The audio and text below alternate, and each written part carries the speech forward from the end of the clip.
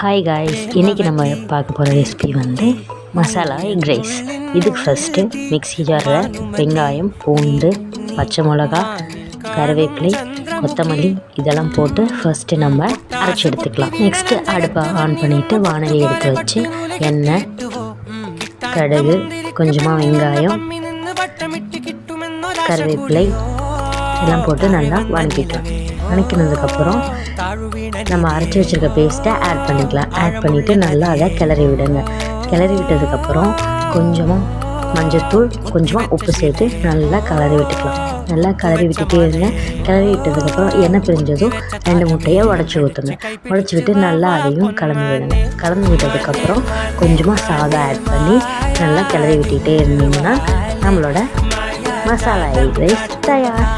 இந்த வீடியோ உங்களுக்கு ரொம்ப பிடிச்சிருந்ததுன்னா நம்ம சேனலை சப்ஸ்கிரைப் பண்ணிக்கோங்க. மறக்காமல் எப்படி இருந்ததுன்னு கமெண்ட்டில் சொல்லுங்கள்.